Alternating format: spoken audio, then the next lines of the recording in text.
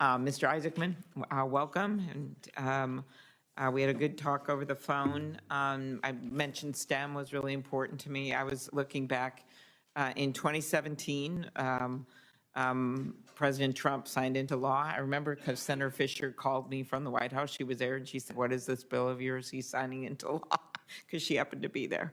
And they did an event. So it was a bill authorizing the NASA administrator to encourage women to study STEM. It's called the Inspire Women Act, and pursue careers in aerospace. Could you talk about promoting the STEM workforce and in your role, if confirmed as NASA administrator, how you can inspire more people to go into STEM in general? Just coming off the robotics competition in Minnesota on Saturday. Thank you. I was there. Understood, Senator. First step is I'm still working on getting my two daughters to want to grow up and enter into the STEM fields. I've tried with spaceflight, and I will get there.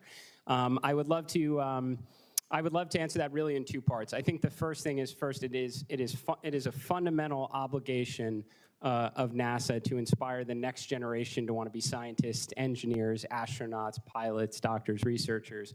And I think the best way NASA can do that is by executing on its mission. I mean, that is what's going to have children want to dress up as astronauts and scientists for Halloween, is to get back to the moon, to get to Mars, and to inspire the world with whatever the replacement is someday for James Webb that gives us 100 times the resolution. The second part, ma'am, is what I mentioned in my opening remarks about NASA being a force multiplier for science. Once we inspire them in their youth to want to grow up and join this grand endeavor, we want to get them hands-on in their various academic institutions. I think NASA can lend its expertise, its talent, its bulk buying of rockets, its standard bus architecture, and get academic institutions to want to contribute, whether it's building probes or sensors, get them hands-on so when they graduate, they want to join the greatest space agency in the world.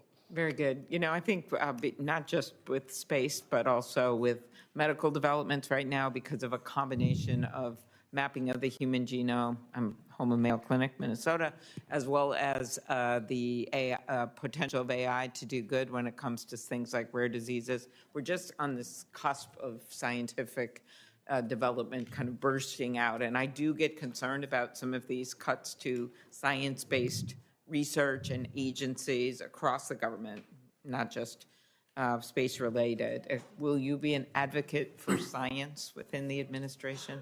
Yes, ma'am. I do believe the president is looking to usher in a golden age of science and discovery. Personally, I just spent a few days ago with 40 different science and researchers sharing the results from my most recent mission to space. I'm passionate about science.